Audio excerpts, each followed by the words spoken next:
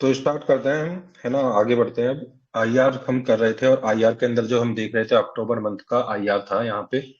तो international relations के अंदर हमने prima facie first of all IWT को देखा, इंडस वाटर ट्रीटी को। क्या उसका क्यों मतलब लाइमलाइट में है, तो आपने देखा कि दो डैम बन रहे हैं। और उसकी रिगार्डिंग पाकिस्तान ने कुछ डिमांड रखी थी, और इंडिया ने एनई की डिमांड रखी थी, पाकिस्तान ने सीओई की डिमांड रखी थी। तो उस वजह से वो न्यूज में था, तो आईडब्ल्यूटी को हमने देख लिया।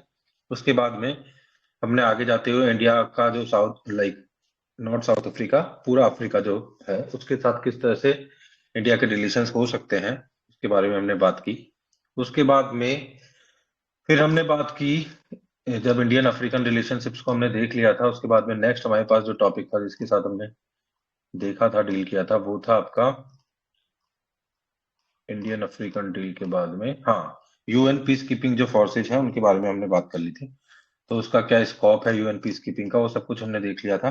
अब आज हम स्टार्ट करेंगे, फर्स्ट ऑफ ऑल तो एफएटीएफ को देखेंगे, फिर इंटरपोल को देखेंगे, and then finally North Stream pipeline जो है उसको देखते हुए अक्टूबर के जितने भी इंटरनेशनल रिलेशन है उनको हम खत्म कर देंगे। तो एफएटीएफ से स्टार्ट करते हैं, ठीक है। कुछ बोलना चाहेगा कोई एफएटीएफ के बारे में?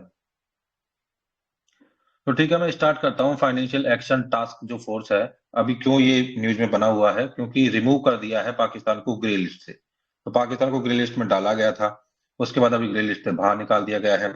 एफएटीएफ की दो लिस्ट होती है, एक ग्रे लिस्ट होती है, एक ब्लैक लिस्ट होती है। पाकिस्तान को मल्टीपल टाइम पे ग्रे लिस्ट में डाला गया है, एंड देन फिर बाहर निकाल दिया गया है। ये थर्ड टाइम था जब ऐसा किया गया, तो ऐसा नहीं है कि पहली बार ऐसा हुआ, ठीक है। तो देखो यहाँ पे लिखा भी है कि पाकिस्तान जो है has been placed in and remove grey list in the like past में भी ऐसा किया जा चुका है। और अभी रिसेंटली जो लेटेस्टली जो डाला था ग्रे लिस्ट में, वो जून 2018 के अंदर डाला था, और अभी अक्टूबर 2022 के अंदर रिमूव कर दिया, वापस से बाहर निकाल दिया। तो मल्टीपल टाइम्स ऐसा हो चुका है पाकिस्तान के साथ। क्यों डाला गया था, यदि इस चीज को हम देखना चाहें, तो काफी सारे जगह पाकिस्तान के साथ लाइक क्रैकडाउन नहीं करता है पाकिस्तान, जो टेररिस्ट ऑर्गेनाइजेशंस वगैरह होते हैं उनके ऊपर। तो उन सब चीजों को देखते हुए, और जो 26/11 के अटैक वगैरह, इन सब चीजों को देखते हुए, काफी चीजों को देखते हुए ग्रे लिस्ट में इसको डाल दिया था, ठीक है। और इंडिया हमेशा हाईलाइट करता रहता है इस चीज को कि पाकिस्तान को must continue to take credible और verifiable, irreversible and sustainable actions लेना चाहिए पाकिस्तान को। ये कीवर्ड्स आपको याद रखने हैं। पाकिस्तान को credible, verifiable, reverse and irreversible and sustainable actions लेने चाहिए टेररिज्म के खिलाफ। और पाकिस्तान बार को ये सब कुछ करना चाहिए, ऐसा इंडिया बार बार बोलता रहता है। तो ग्रे लिस्ट में पाकिस्तान को डाला था, अभी निकाल दिया है। अभी देखते हैं एफएटीएफ के बारे में, कब बना, क्यों बना, क्या मैंडेट वगैरह है, सब चीजों को देखते हैं एफएटीएफ की। तो एफएटीएफ जो है एक global money laundering and terrorist financing को रोकने के लिए एक वॉच डॉग की तरह काम करता है, ठीक है। मनी लॉन्ड्रिंग के लिए स्टार्ट किया गया था, बाद में टेरर फाइनेंसिंग को भी इसमें ऐड किया गया है, वो हम देख लेंगे कब ऐड किया गया। तो लेकिन फर्स्ट ऑफ ऑल आपको ध्यान रखना है कि FATF money laundering and terrorist financing के लिए एक वॉच डॉग है ना। और इंटर गवर्नमेंटल एक बॉडी है ये। इंटर गवर्नमेंटल मतलब काफी सारी कंट्रीज इसमें इन्वॉल्व है, एंड इंटरनेशनल स्टैंडर्ड्स हैं इसके कुछ, और इलीगल एक्टिविटीज को रोकने के लिए काम करता है। और देखते हैं ओरिजिन इसका कैसे हुआ। तो जब हम ओरिजिन की इसकी बात करते हैं, तो ये 1989 के अंदर एस्टेब्लिश किया गया है। आप जानते हो G7 एक, एक्चुअली में G7 की समिट हुई थी, ठीक है, पेरिस के अंदर, तब 1989 में इसको लाया गया। इस चीज को ध्यान रखना है। तो G7 से लिंक है ये थोड़ा। अब क्या होता है कि इसकी समिट वगैरह मतलब फाइनली क्यों लाया गया था स्टार्टिंग में, है ना, तो इसको देख लीजिए आप। लाया गया था, एलिमिनेट करना था किसको, मनी लॉन्ड्रिंग को। First of all prima facie money laundering के लिए आया था, लेकिन बाद में 2001 के अंदर एफएटीएफ को एक और रेस्पॉन्सिबिलिटी दे दी गई। क्या दी गई कि डेवलपमेंट कीजिए उन स्टैंडर्ड्स का जिससे कि टेररिस्ट फाइनेंसिंग को रोका जा सके, फाइट किया जा सके, टेररिस्ट जो फाइनेंसिंग होती है उसको रोका जा सके। तो ये एक नेक्स्ट जो टास्क दे दिया गया एफएटीएफ को। अब देख लेते हैं थोड़ा एफएटीएफ की मेंबरशिप कैसी है।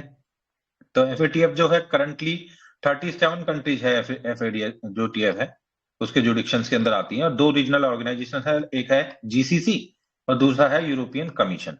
तो आपको देख लेना है थोड़ा सा, जब एफएटीएफ के बारे में लिखने के लिए कुछ आएगा तो इसको आपको देखना है। और इंडिया 2010 के अंदर एफएटीएफ का मेंबर बना है, इस चीज को भी आपको देख लेना है। फाइनली देखते हैं कि की एरियाज क्या है जहां पे कि एफएटीएफ अपनी रिकमेंडेशन देता है, ठीक है। जैसे तो आपको पता ही है कि फाइनेंशियल एक्शन टास्क जो फोर्स है ये, ठीक है। तो इसके जो की एरियाज हैं उसको देखते हैं हम, जहाँ पे काम करता है। एक तो क्या करता है, प्रिवेंटिव मेजर्स की बात करता है, ठीक है। वही सब कुछों के लिए, मनी लॉन्ड्रिंग वगैरह के लिए, टेररिस्ट फाइनेंसिंग वगैरह के लिए, प्रोलिफेरेशन जो होता है है ना, जो न्यूक्लियर वेपन्स वगैरह के प्रोलिफरेशन के लिए जो फंडिंग होगी उस सबको रोकने के लिए काम करता है। तो फिर ट्रांसपेरेंसी को इंश्योर करने की कोशिश करता है, कॉपरेशन को बढ़ाने की कोशिश करता है कंट्री के बीच में। तो ये रिकमेंडेशन है इसकी, ऐसे रिकमेंडेशन देता है ये, जिनके थ्रू की सारी चीजें हो सके। और साथ ही साथ में एस्टेब्लिशमेंट ऑफ कंपोनेंट अथॉरिटीज की बात करता है, सॉरी, कंपिटेंट अथॉरिटी जो होती है उनके एस्टेब्लिशमेंट की बात करता है। एंड फाइनली बोलता है measures to be place in criminal justice and regulatory system, है ना। तो ये सभी रिकमेंडेशन इनकी होती है ना, ये थोड़ा सा कीवर्ड्स के तौर पे इन चीजों को आप याद रख सकते हो, है ना। आगे चलते हैं, एफएटीएफ की रिकमेंडेशंस की बात करते हैं कि एफएटीएफ क्या रिकमेंडेशंस देता है। तो एफएटीएफ की जो जनरली रिकमेंडेशंस होती हैं वो international standards set by FATF to combat money. अब देखो तीनों चीजें आ गई, अब तक हम दो चीजों की बात कर रहे थे, तो अब मोर रिसेंटली करके यहाँ पे ऐड कर दिया गया है कि फाइनेंसिंग ऑफ प्रोलिफरेशन, प्रोलिफरेशन के फाइनेंसिंग को भी रोकना है। अब प्रोलिफरेशन से आप जानते हो, आपको एनपीए के बारे में पता होगा, ठीक है।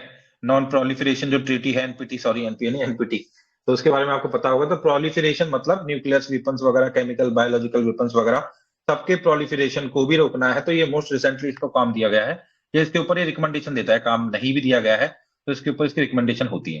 तो तीन चीजों के ऊपर इंटरनेशनल स्टैंडर्ड्स बनाने की बात ही करता है, रिकमेंडेशन देता है। वो एक है, फर्स्ट ऑफ ऑल जो इसकी स्टार्टिंग की गई थी शुरू से ही, इसको मनी लॉन्ड्रिंग के लिए तो बनाया ही गया था, 2001 में टेररिस्ट फाइनेंसिंग का काम दे दिया गया। और अभी मोर रिसेंटली ये फाइनेंसिंग ऑफ प्रोलिफरेशन को भी देखता है कि वो भी ना हो, है ना।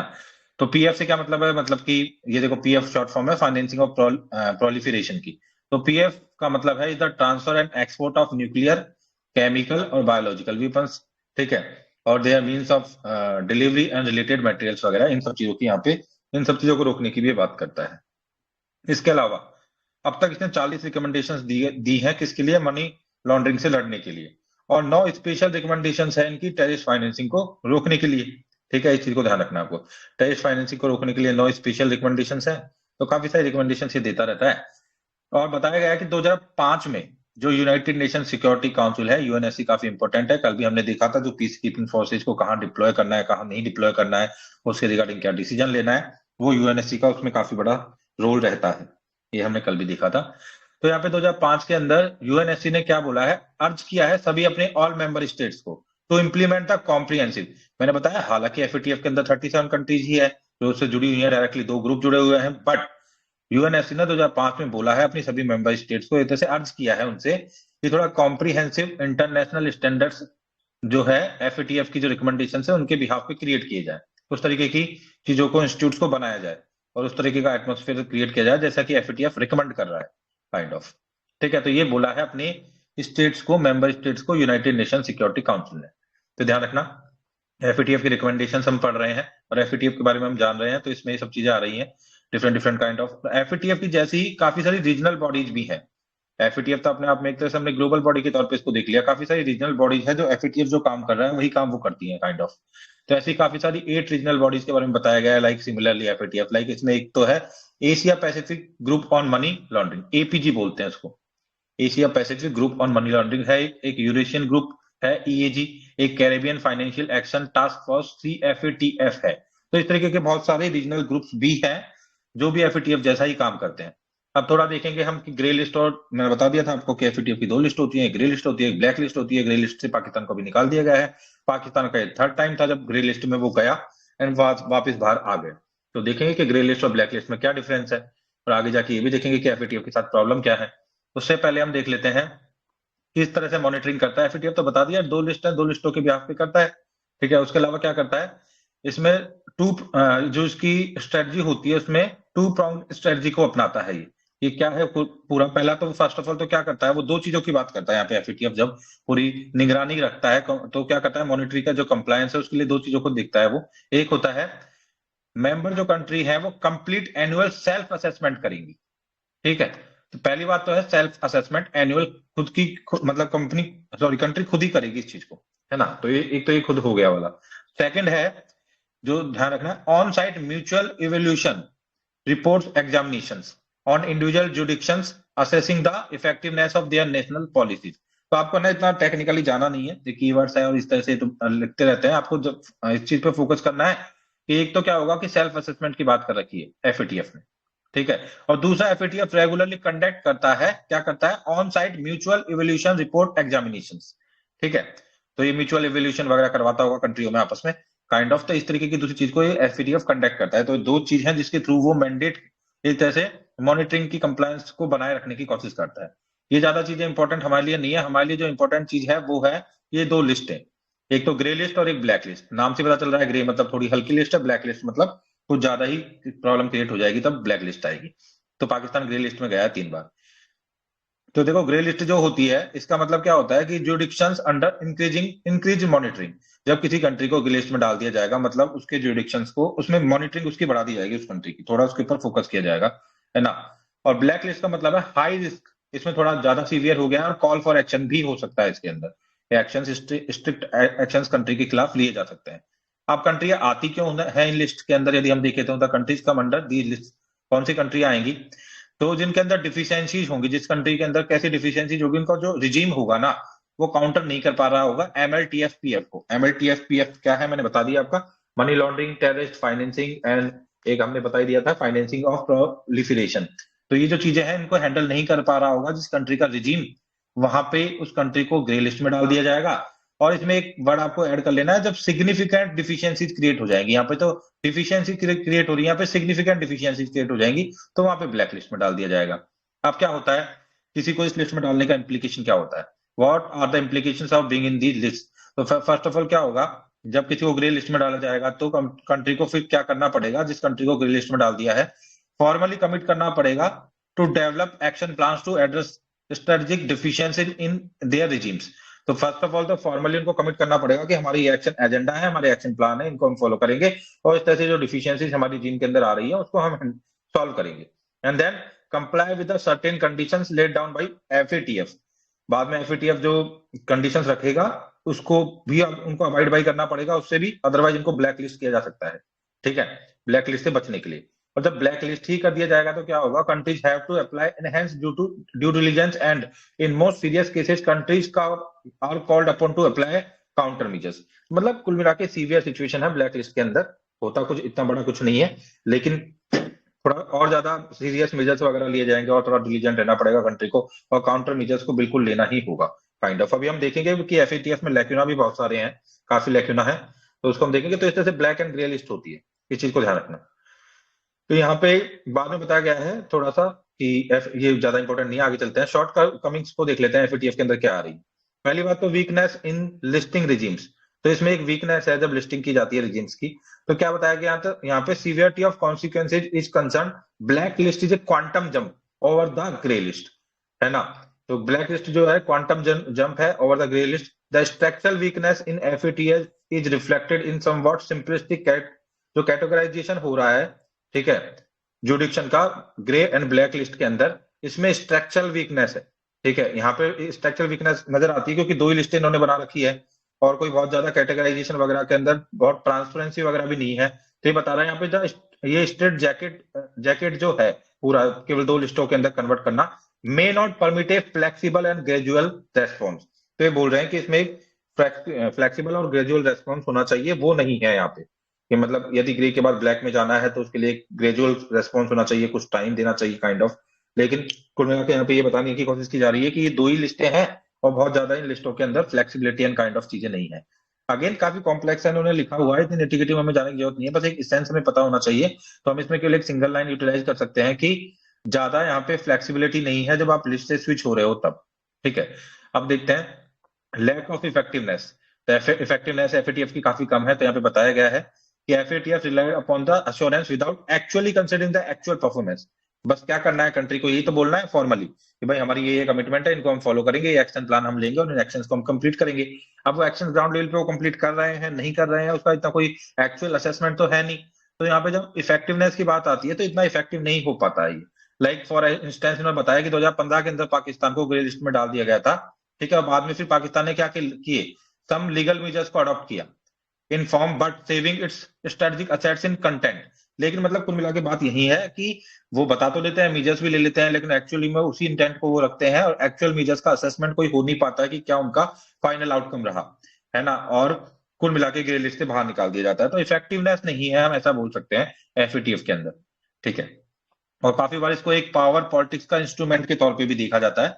देखो यहाँ पे लिखा हुआ है एफएटीएफ के अंदर काफी बार जो रिकमेंडेशंस जो आती है वो पावर पॉलिटिक्स से भी इंस्पायर्ड होती है। लाइक डिसीजन बाय कंसेंसस यहाँ पे होता है ना। एफएटीएफ में जो डिसीजन होता है वो कंसेंसस होता है, उसमें कोई ऐसा मैंडेट नहीं बनाया हुआ है कि इतना, लाइक 2/3, 1/3, 1/2, 70%, 60%, 66% काइंड ऑफ, ऐसी कोई चीज क्रिएट नहीं की गई है। एक तो ये कंसेंसस के साथ आता है, और काफी बार ये भी देखा गया है कि पॉलिटिकली मोटिवेटेड होते हैं बहुत सारे। लाइक किसी कंट्री को एफएटीएफ के द्वारा इस वजह से भी ग्रे लिस्ट में डाला जा सकता है कि पॉलिटिकली एक उनके खिलाफ एक वो बन गया पूरा माहौल, तो काइंड ऑफ ऐसी भी चीजें देखने को मिलती है, ये बताया गया है। दूसरे जो कंसर्न है एफएटीएफ के तरफ से जो है, ये है कि ये इनफॉर्मल मेथड है सारा। इसके जो प्रेसिडेंट को सिलेक्ट किया जाता है उसका कोई फॉर्मल मेथड नहीं है, उसका कोई चार्टर नहीं है, उसका कोई तरीका नहीं है, तो वो एक प्रॉब्लम है। तो इनफॉर्मल मेथड होने की वजह से ट्रांसपेरेंसी नहीं है, और कोई इंटरनेशनल एग्रीमेंट नहीं है। ठीक है, what constitute terrorism and terrorist financing, क्या चीज कॉन्स्टिट्यूट करती है कुछ पता नहीं है इसके बारे में। ठीक है, तो ये प्रॉब्लम है। And countries fail to enhance mutual legal assistant, information sharing वगैरह की इसमें कोई बात नहीं की गई है, कॉपरेशन की बात नहीं की गई है, म्यूचुअल लीगल असिस्टेंट वगैरह की बात नहीं की गई है। तो एक थोड़ा सा इसका जो स्ट्रक्चर है वो उतना ज्यादा कंसोलिडेटेड नहीं है, और उतना ज्यादा एक तरह से हम बोल सकते हैं कि उसके चार्टर वगैरह कुछ इस तरीके की चीजें, रूल्स वगैरह बनी नहीं है अच्छे से। इम्प्लीमेंटेशन के इशू भी रहते हैं एट कंट्री और private sector level which leads to misapplication of the FATF standards. तो काफी सारे लैक्यूना है, कुल मिला के यहाँ पे यही बताया जा रहा है। और एफएटीएफ इतना ज्यादा इफेक्टिव नहीं हो पा रहा है जितना इफेक्टिव एफएटीएफ को होना चाहिए। ठीक है, अब क्या किया जा सकता है इसको देख लेते हैं ना। एफएटीएफ के अंदर किया क्या जा सकता है इन सब प्रॉब्लम्स को रिजॉल्व करने के लिए। तो कैटेगराइजेशन जो हो रहा है ग्रे लिस्ट के अंदर, तो जब आप मूव कर रहे हो ग्रे और ब्लैक लिस्ट के अंदर, तो there may be a scope for darker shades of grey. तो इसमें मतलब वही टेक्निकल सी बातें कर रहे हैं कि थोड़ा सा एक्चुअली में आपको अंतर रखना है। There may be two jurisdiction in the grey list that have will to implement. दो तरीके के जुडिक्शन हो सकते हैं। एक ऐसा जुडिक्शन है, एक ऐसी कंट्री है जो विल है उसकी एफएटीएफ की रिकमेंडेशंस को इंप्लीमेंट करने की, लेकिन उसके पास necessary and technical administrative capacity नहीं है। मान लो किसी अफ्रीकन कंट्री की बात करते हैं, नाइजीरिया, मतलब कोई भी कंट्री ले लेते हैं, और वो चाहती तो है कि एफएटीएफ की रिकमेंडेशंस को इंप्लीमेंट करे, लेकिन कर नहीं पा रही है क्योंकि उसके पास इतना रिसोर्सेज नहीं है, टेक्निकल एडमिनिस्ट्रेटिव कैपेसिटी नहीं है। दूसरी कंट्री ऐसे हो सकती है जो कंट्री के अंदर कैपेसिटी है लेकिन चाहती नहीं है। ठीक है, तो मतलब एक्चुअली में इन सब चीजों को थोड़ा निटी में जाके देखने की जरूरत है, और उसके बाद रेस्पॉन्स लेने की जरूरत है। काइंड ऑफ इसमें यही बोला जा रहा है कि कैटेगराइजेशन विद ग्रे लिस्ट होगा, उसमें आप थोड़ा सा स्कोप और darker and shades of grey, मतलब उसके थ्रू ये यही बताना चाह रहे हैं कुल मिलाकर। एंड फाइनली ये बताता है मेकिंग एफएटीएफ मोर रिप्रेजेंटेटिव। एफएटीएफ को और ज्यादा रिप्रेजेंटेटिव बनाने की जरूरत है क्योंकि केवल 37 कंट्रीज अभी इसमें है। एंड फॉर्मलाइजिंग द अपॉइंटमेंट, जो प्रेसिडेंट की अपॉइंटमेंट हो रही है वो काफी इनफॉर्मल है, कोई चार्टर नहीं है, रूल्स नहीं है, ट्रांसपेरेंसी नहीं है, कम्पिटिटिवनेस, वो open competitive system and transparent system बनाने की जरूरत है कुल मिला के। ठीक है, और एक independence of the secretariat create करने की जरूरत है, काइंड ऑफ ये सब कुछ बताया गया है। और इंक्लूजन ऑफ न्यू रिस्क, अब तक तो हमने देखा कि इसके अंदर एमएल है ना, इसके अंदर मनी लॉन्ड्रिंग को डाल रखा है, टेरर टीएफ को डाल रखा है, टेरर फाइनेंसिंग को डाल रखा है, और फाइनली पीएफ को देखा हमने, फाइनेंसिंग ऑफ प्रोलिफरेशन, इन सब चीजों को डाला हुआ है। बट कुछ नए रिस्क को भी इंक्लूड करने की इसमें रिक्वायरमेंट है। कौन से रिस्क को इंक्लूड करने की रिक्वायरमेंट है, क्योंकि आने वाले टाइम के अंदर काफी सारी नई चीजें आ रही हैं, लाइक काफी सारे वर्चुअल असेट्स का रेगुलेशन करना जरूरी है। ठीक है, क्रिप्टो करेंसी आ रही है, तो उन चीजों के थ्रू किस तरह से प्रॉब्लम्स क्रिएट हो रही है, तो उन चीजों को भी इसके जुडिक्शन में लाने की रिक्वायरमेंट है। अब फाइनली इसमें बताया गया है like policy advice and technical assistance वगैरह, तो ये सब चीजें होनी चाहिए। स्ट्रक्चर को और मजबूत करना है, क्लोज कोऑपरेशन करना है, कोऑर्डिनेशन करना है, इंटरनेशनल ऑर्गेनाइजेशंस को इसके साथ मतलब मैचअप करना है, कैचअप करना है, आईएमएफ और वर्ल्ड बैंक। ठीक है, इन सबको भी इसके साथ जोड़ना है। तो कुल मिला के ये सारी रिकमेंडेशन यहाँ पे है जिसके थ्रू कि आप वे फॉरवर्ड करके एफएटीएफ को मोर इफेक्टिव बना सकते हो। तो this is all about FATF, जिसमें हमने देखा एफएटीएफ न्यूज के अंदर क्यों है, क्योंकि पाकिस्तान को ग्रे लिस्ट से वापस निकाल दिया गया है, तो एफएटीएफ न्यूज में आता है। इसमें हमने देखा एफएटीएफ की स्ट्रक्चर कैसी है, कब आया, क्यों आया, क्या मैंडेट था, स्टार्टिंग में क्यों लाया गया था, फिर क्या इसका स्कोप बाद में बढ़ाया गया, किस तरीके की इसमें दो लिस्टें होती हैं, और क्या इसके साथ प्रॉब्लम्स हैं, फाइनली इसको इसके साथ जो प्रॉब्लम्स है उसको रिजॉल्व करने के लिए क्या किया जा सकता है। ये पूरा कॉम्प्रिहेंसिवली हमने एफएटीएफ को देख लिया है वन वे, एक मतलब पूरा एक सिंपल सॉल्यूशन के तौर पे। तो इस पे कोई भी क्वेश्चन आता है एफएटीएफ के, तो ये काफी ज्यादा इंपॉर्टेंट जो इन्फॉर्मेशन है आपको काम आएगी। कोई क्वेश्चन है आपका एफएटीएफ के रिगार्डिंग?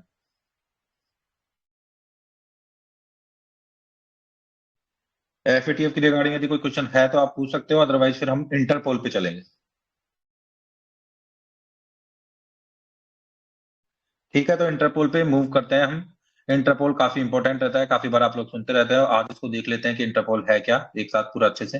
तो इंटरपोल की फुल फॉर्म तो आप जानते हो, इंटरनेशनल क्रिमिनल पुलिस ऑर्गेनाइजेशन है, ऑर्गेनाइजेशन है, सॉरी। तो अगर इसको इसी तरीके से हम देखेंगे कि क्यों आया, कैसे आया, है ना, उसके बाद में क्या इसके साथ लेके आया, क्या इसके साथ मतलब इसको स्ट्रॉन्ग करने के लिए क्या किया जा सकता है।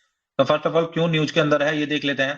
इंटरपॉल है। अब इसमें काफी अच्छी एक चीज डाली गई है, मेटावर्स। उसके बारे में भी बात करेंगे, ऑगमेंटेड रियलिटी के बारे में, एआर के बारे में बात करेंगे, वर्चुअल रियलिटी वीआर के बारे में बात करेंगे, है ना। दो तीन चीजों के बारे में बात करेंगे जब मेटावर्स आ ही गया है तो इंटरपोल ने अभी क्या किया है रिसेंटली, इस वजह से न्यूज में है कि फर्स्ट एवर पुलिस है जिन्होंने metaverse specifically design for law enforcement agencies. तो लॉ इन्फोर्समेंट एजेंसीज के लिए एक मेटावर्स को क्रिएट किया है। ठीक है, अपनी 19th जो है उनकी एक तरह से 90वीं जनरल असेंबली जो हुई है उनकी न्यू दिल्ली के अंदर, उसके दौरान। ठीक है, अब ये भी ध्यान रखना है जनरल असेंबली 90वीं न्यू दिल्ली में हुई है ना। तो और इसका हेडक्वार्टर तो लियोन फ्रांस के अंदर है, आई थिंक फ्रांस के अंदर है इसका हेडक्वार्टर, है ना। तो यहाँ पे जब हुई है तो ये इसलिए भी इंपॉर्टेंट हो जाती है न्यूज हमारे लिए, है ना। तो अब देखते हैं कि फर्स्ट ऑफ ऑल हम देखते हैं मेटावर्स क्या है। तो मैं आप लोगों से पूछना चाहूंगा, आपको इनवाइट करूंगा, तीन चीजें होती हैं।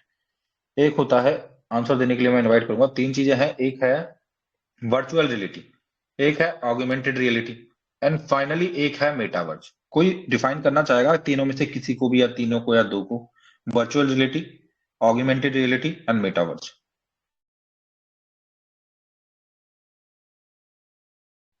किसी को यदि बोलना हो तो आप बोल सकते हो कि वर्चुअल रियलिटी क्या है, ऑगमेंटेड रियलिटी क्या है, और मेटावर्स क्या है। चलो ठीक है, मैं डिफाइन करता हूँ। एक्चुअली मैं डिफाइन नहीं करूंगा, मैं इसको थोड़ा सा आपको कॉम्प्रिहेंसिवली बता देता हूँ कि कैसे आप डिफरेंशिएट कर सकते हो वर्चुअल रियलिटी में, ऑगमेंटेड रियलिटी में, मेटावर्स में। तो वर्चुअल रियलिटी को मैं सिंपल सी बात करना चाहूँ तो हिंदी में इसको बोलेंगे आभासी सच्चाई। ठीक है। और ऑगमेंटेड रियलिटी को हिंदी में बोलेंगे संवर्धित सच्चाई। ठीक है, तो नाम से ही पता चल रहा है वर्चुअल रियलिटी, जो चीज वर्चुअल है बट रियल नजर आएगी आपको। और ऑगमेंटेड रियलिटी मतलब जो चीज ऑगमेंट की है, मतलब रियलिटी को ऑगमेंट कर दिया गया है, थोड़ा बढ़ा दिया गया है, थोड़ा एनहेंस कर दिया गया है। तो पहले मैं वर्चुअल रियलिटी को एक एज एग्जांपल आपको बता देता हूँ। तो वर्चुअल रियलिटी का मतलब है कि आपने कोई एक डिवाइस अपनी आंखों के ऊपर लगाया, आप एक सोफे के ऊपर बैठे हुए हो। अभी तक आप सोफे पे बैठे हो, जब तक वो डिवाइस अपने आंखों पे नहीं लगाया तो आप सोफे पे बैठे हो, और आपको लग रहा है कि आप सोफे पे आराम से बैठे हो। जैसे उसको लगाते हो तो आपको लगता है कि आपका सोफा जो है स्विमिंग पूल के अंदर घूम रहा है, तैर रहा है, नीचे मछलियां घूम रही है। मतलब उस डिवाइस को वियर करते ही आपको वर्चुअल सराउंडिंग नजर आने लगती है, जिसमें कि आपको आपको मतलब अच्छा भी लग सकता है, बुरा भी लग सकता है, कैसा भी लग सकता है, वो पॉइंट नहीं है। लेकिन कुछ वर्चुअल चीजें नजर आती है, लाइक आपके सोफे का जमीन पे होना पहले, उस डिवाइस को पहनने से पहले, और उसको पहनने के बाद में आपको ऐसा फील होना कि आपका सोफा जो है वो तैर रहा है पानी के अंदर, स्विमिंग पूल के अंदर, नीचे मछलियां घूम रही हैं काइंड ऑफ। तो उस डिवाइस को पहनते ही आपको वर्चुअल चीजें नजर आने लगी, तो ये वर्चुअल रियलिटी होगी। अब हम बात करते हैं ऑगमेंटेड रियलिटी, संवर्धित सच्चाई। तो ऑगमेंटेड रियलिटी की जब हम बात करते हैं, अब सेम चीज है, अगेन मैंने कोई डिवाइस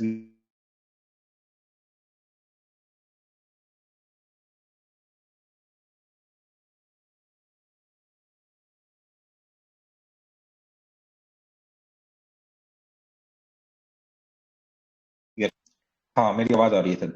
सामने से यदि कोई इंसान आ रहा होगा तो उस इंसान के बारे में आपको एडिशनल इन्फॉर्मेशन मिलेगी। या फिर सामने से कोई कार आ रही होगी तो उस कार के बारे में आपको एडिशनल इन्फॉर्मेशन मिलेगी, लाइक ये कार कहाँ से आ रही है, कहाँ जा रही है, कितने लोग हैं काइंड ऑफ। कोई ट्रेन आ रही है, कोई बस आ रही है, तो एडिशनल इन्फॉर्मेशन है, बस कहाँ से आ रही है, कहाँ जा रही है, क्या इसमें सीट अवेलेबल है, नहीं है, इस तरीके की एडिशनल इन्फॉर्मेशन मिलेगी। मतलब बस तो बस ही है, कार तो कार ही है, रियल चीज तो है ही वहां पे, लेकिन उसको ऑग्यूमेंटेड और कर दिया गया है।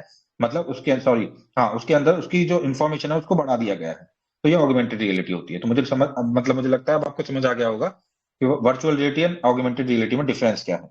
अब थर्ड नंबर पे हम आते हैं और मेटावर्स की बात करते हैं। मेटावर्स जैसे कंसेप्ट काफी ज्यादा चल रहा है और मेटावर्स की बातें चल रही हैं, फेसबुक ने अपना नाम बदल के मेटा कर दिया है, और इन फ्यूचर मेटा के ऊपर काफी ज्यादा काम चल रहा है। तो देख लेते हैं कि मेटा है क्या। तो मेटा जो है वो ये सभी टेक्नोलॉजी का एक तरह से कल्मिनेशन के तौर पे देखा जा रहा है और एक बहुत ही कल्मिनेशन है different kinds of the technology का। तो मेटा को बिल्कुल सिंपलेस्ट तरीके से मैं आपको समझाना चाहूँ तो मैं ऐसे समझा सकता हूँ कि आप ऐसा मानो कि आप क्या हो, किसी मूवी को देखने के लिए जाते हो आप, है ना, 3D मूवी को। तो 3D मूवी को जब आप लोग देख रहे हो तो उस 3D मूवी को देखते टाइम को आपको क्या फील हो रहा है कि मूवी चल रही है और आपके आसपास आपको इवेंट होती हुई नजर आ रही है, कोई चीज आपके पास से गुजरती है, आज से गुजरती है, आसपास से गुजरती है काइंड ऑफ, बट आप इनएक्टिव हो, आप कुछ नहीं कर पा रहे हो, आप ऑब्जर्व कर रहे हो चीजों को। मेटा कुछ नहीं है, इससे एक अगली स्टेप है, उस ही 3D मूवी के अंदर यदि आप भी, उस ही 3D मूवी के अंदर यदि आप भी पार्ट लेते हो और आपके एक्शंस भी उस 3D मूवी को इंपैक्ट करेंगे, तो that is the simplest way में मैं आपको मेटावर्स को ऐसे एक्सप्लेन कर सकता हूँ। दोबारा सुनना मेरी बात, एक 3D मूवी आप देखने के लिए जाते हो, आप पैसिव रह के, इनएक्टिव रह के उस मूवी को देखते हो और आपके आसपास आप इवेंट्स को होते हुए पाते हो। तो ये तो है एक simplest form of 3D movie को देखने का। मेटावर्स क्या है? उसी चीज के अंदर आप भी एक्टिव हो जाएं, उसी चीज के अंदर आप भी पार्ट लें और आपके एक्शंस भी उस 3D एटमॉस्फेयर को इंपैक्ट करें, तो ये होता है मेटावर्स। तो ऐसा होगा कि आप इसमें क्या कर पाएंगे कि आप कुछ डिवाइस अपने ऊपर वियर, अपने पास वियर कर लेंगे, एटमॉस्फेयर में चले जाएंगे, हर चीज का मेटावर्स होगा, मतलब हर किसी का अपना मेटावर्स होगा, काइंड ऑफ, है ना, उसके उस स्टैंडर्ड पे, उस लेवल पे आप चले जाएंगे।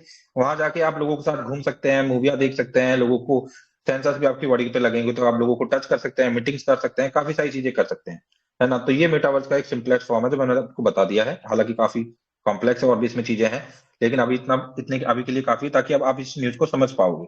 तो जो अभी किया है इंटरपोल ने, अपना मेटावर्स बनाया है। अब देखना कैसे बना है मेटावर्स और क्या होगा यहाँ पे। तो थोड़ा और देखता है मेटावर्स होता क्या है। तो मेटावर्स रेफर करता है real time 3D virtual spaces, real time 3D virtual spaces where user can meet, create, socialize, work, buy goods and services and attend events, जो मैंने आपको पहले ही बता दिया है ना।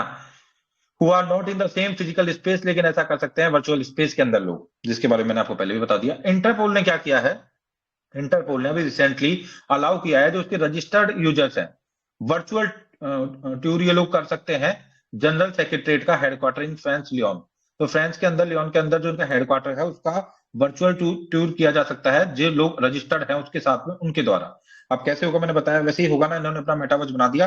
आप उस सिस्टम को आप पहनोगे, डिवाइस को वियर करोगे, आप अपने घर पे बैठे हुए जो लोग रजिस्टर्ड है वो वहां पे चले जाएंगे उनके ऑफिस के अंदर ऑटोमेटिकली। वहां जाके वो ऑफिस को एक्सप्लोर कर सकते हैं, घूम सकते हैं, ऑफिस को देख सकते हैं, कैसा ऑफिस है, क्या है, कैसे लोग काम करते हैं, वहां ट्रेनिंग ले सकते हैं, सीख सकते हैं चीजों को, काइंड ऑफ, है ना। तो this metaverse provide through the Interpol secured cloud assures neutrality. तो मतलब सिक्योर्ड क्लाउड क्लाउड है इंटरपोल का, उसके थ्रू इसको एक्सेस किया जा रहा है, और ये पूरा 195 कंट्रीज जो है इंटरपोल की, उनके द्वारा एक्सेस किया जाएगा। And other benefits like remote work, जो मैंने आपको बताया, remote work, networking, collecting and preserving evidence from crime scene and delivering training वगैरह, सारी चीजें हो पाएंगी। तो मुझे लगता है कि अब काफी कॉम्प्रिहेंसिवली आप समझ गए हो कि मेटावर्स से मतलब क्या है। ठीक है, तो ये तो इस वजह से तो इंटरपोल न्यूज में था, ये तो इंटरपोल के न्यूज में होने का रीजन था। अब हम देख लेते हैं कुल मिला के कि जो इंटरपोल है, जो अपने क्राइम, क्या क्या काम करता है इंटरपोल, उस चीज को देख लेते हैं। तो एक तो काउंटर टेररिज्म का काम है इंटरपोल का। ठीक है, एक ऑर्गेनाइज जो क्राइम होता है और जो इमर्जिंग क्राइम्स है, नए नए निकल के आ रहे हैं, उनको भी कंट्रोल करता है। अब इन चीजों को आप देख लेना कि काउंटर टेररिज्म से तो क्या ही मतलब है, सबको ही पता है, ऑर्गेनाइज क्राइम से क्या मतलब है, और साइबर क्राइम को भी हैंडल करता है इंटरपोल जो है। अब हम इंटरपोल को जानेंगे, अभी तो हमने देख लिया कि इंटरपोल न्यूज में क्यों था, अब एक्चुअल में इंटरपोल को जानते हैं। तो इंटरपोल में क्या है, ये इंटर गवर्नमेंटल ऑर्गेनाइजेशन है, 195 कंट्रीज इसमें आती हैं, ये तो मैंने पहले आपको बता ही दिया है। विच हेल्प पुलिस फोर्सेज को हेल्प करता है कंट्रीज के अंदर बेटर कोऑर्डिनेशन के अंदर। ठीक है, और ये आप सबको पता है कि इनेबल करता है मेंबर्स के बीच में कि शेयर करेंगे, वो एक्सेस करेंगे डाटा को, है ना, और इस सब चीजों को ये एक तरह से, इस तरह से, हाँ जस्ट मिनट, ये सारी चीजों को करवाता है, पॉसिबल है ना। और फिर इसके बाद इसका जो सेक्रेटरीट जो होता है वो कोऑर्डिनेट करता है डे टू डे एक्टिविटीज को डिफरेंट कंट्रीज के साथ, ऑर्गेनाइजेशन के साथ, ये सब कुछ है। इंडिया की तरफ से कौन है, एनसीबी है, एक इसको एनआर एनबीआर, सॉरी, इसको national crime record bureau, NCRB से कंफ्यूज मत करना, ये एनसीबी है, ये अलग है ना।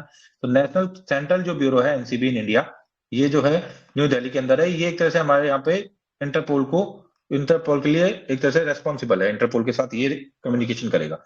तो एनसीबी जो है वो सॉल अथॉरिटी एजेंसी है India for contact with the policy police agencies of the other countries. NCB acts as the branch of the central bureau of investigation की ब्रांच है की तरह काम करता है एनसीबी, ध्यान रखना। It is under the control of the deputy director and two assistant directors के कंट्रोल के अंदर ये होता है। बाद में बता रखा है इसका सेक्रेटरीट, मैं तो बार बार बता चुका हूँ कहाँ पे है, फ्रांस के अंदर है ही, ठीक है, लियोन के अंदर, और ये सब चीजें हैं। उसके बाद देखते हैं हमारे यहाँ से जो एनसीबी है, ठीक है, वो क्या करता है, each member country which is, है ना, central point of the contact for both the, तो मतलब हमारे यहाँ से एनसीबी काम कर रहा है, इस चीज को ध्यान रखना है आपको केवल ना, इनके लिए। और ये ध्यान रखना मिनिस्ट्री ऑफ होम अफेयर्स के अंदर आती हैं सारी चीजें। तो ईच एनसीबी मतलब हर कंट्री के अंदर ऐसा कुछ ना कुछ उनका नेशनल सेंट्रल ब्यूरो होता है, और वो एक तरह से कंबाइंड रहता है इनके साथ में, इंटरपोल के साथ में, और वो काम करता है इंटरपोल के लिए। और इंटरपोल के लिए काम करने का मतलब इंटरपोल के साथ कम्युनिकेशन करता है, और हाँ, इसके लिए जो मिनिस्ट्री है रेस्पॉन्सिबल वो एमएचए है, आपको ये ध्यान रख लेना है। आप देखते हैं, इसको बाद में देखेंगे, types of the Interpol notice, ये काफी बार आ जाता है कि टाइप ऑफ द, ये आपको रटना ही पड़ेगा, याद रखना पड़ेगा थोड़ा सा ना, कि कौन सा नोटिस का मतलब क्या होता है, वो हम देख लेंगे। अभी हम देखते हैं पहले इशू क्या क्या है ना, इंटरपोल के साथ। तो प्रॉब्लम्स आती है इंटरपोल को भी काफी ज्यादा, इतना ज्यादा इंटरपोल भी स्ट्रांग नहीं है, लाइक जितना एफएटीएफ जैसे नहीं था।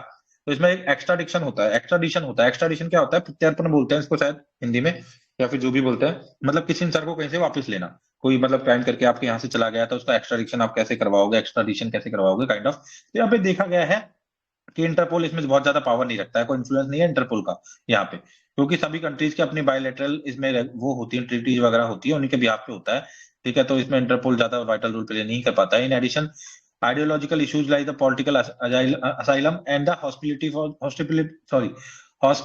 for refugees render the extradition kind of चीज, मतलब इतना ज्यादा इसमें आप आगे भी जाके पढ़ोगे कि एक्स्ट्राडिशन के अंदर इंटरपोल कोई वाइटल रोल प्ले नहीं कर पाता है, थोड़ी रिकमेंडेशंस वगैरह अपने हल्की फुल्की दे देता होगा, वाइटल रोल नहीं होता है। उसके बाद हम देख रहे हैं इश्यूज विद इंटरपोल क्या है, उसमें दूसरा है पॉलिटिकली मोटिवेटेड अरेस्ट। काफी बार पॉलिटिकली मोटिवेटेड अरेस्ट भी इसके अंदर हो जाते हैं। तो अभी क्या होता है, जैसे as per the United Nations high commission for refugee UNHRC, Interpol role in the arrest of the some refugees in 2008, है ना। तो मैंने आपको एफएटीएफ के अंदर बताया था कि काफी बार किसी कंट्री को ग्रे लिस्ट में डाला जा सकता है, पॉलिटिकली भी उसके अंदर चीजें हो सकती है ना, तो वो ठीक है। और यहाँ पे क्या है कि यहाँ पे भी काफी बार इंटरपोल के द्वारा काफी गिरफ्तारियां इस तरह से हो सकती है, इंटरपोल ऐसे इंटरफेयर कर सकता है कि वो पॉलिटिकली मोटिवेटेड हो।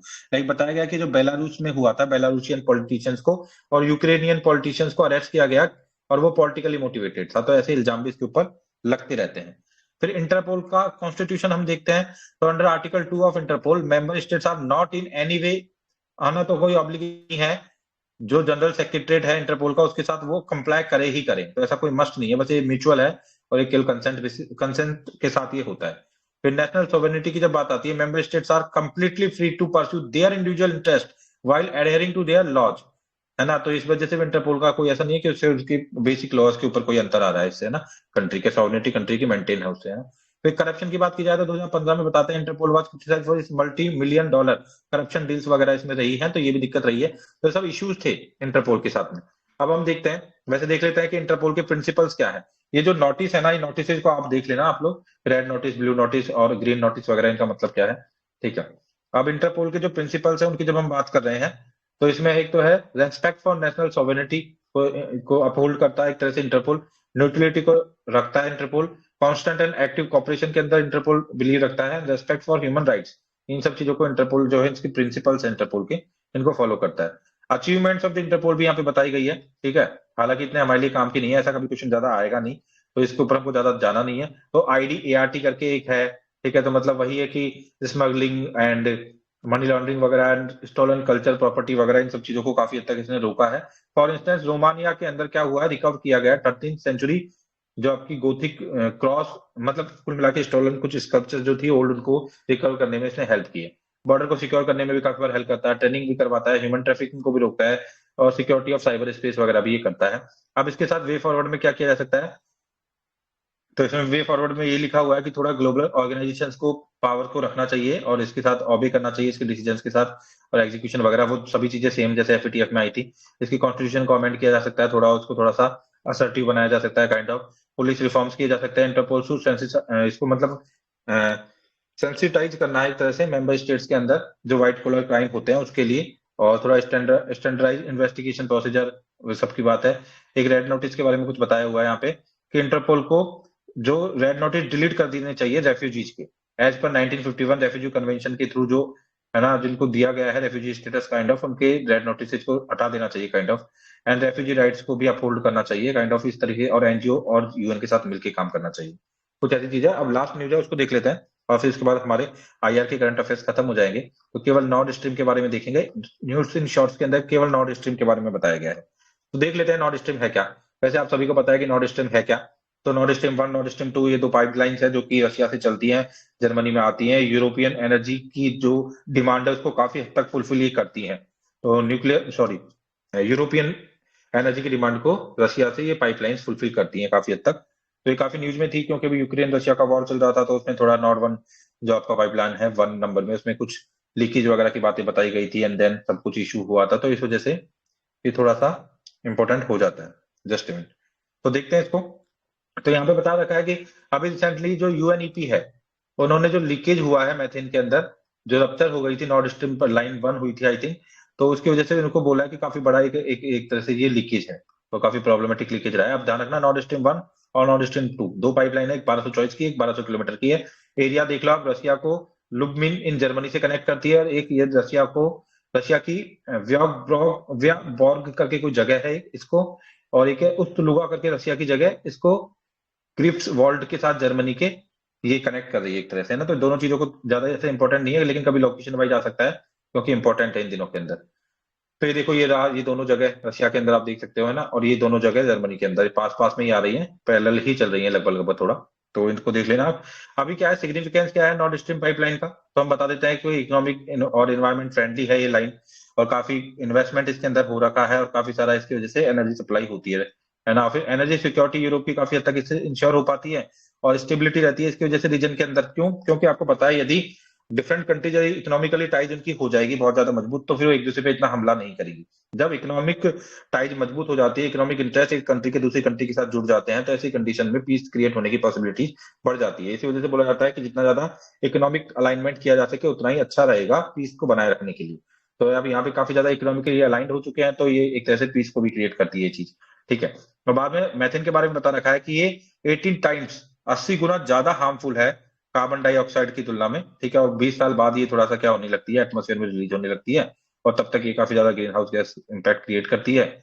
और बताते हैं कि ये रेस्पॉन्सिबल रही है methane more than A quarter of the current global warming. आज की जो ग्लोबल वार्मिंग है उसमें 1/4 से ज्यादा के योगदान के लिए मैथेन रेस्पॉन्सिबल रही है काफी हद तक। तो ये हमारा नॉर्ड स्ट्रीम के बारे में हमने काफी कॉम्प्रिहेंसिवली देख लिया है, और यही थे आईआर के जो करंट अफेयर्स थे पूरे के पूरे, है ना।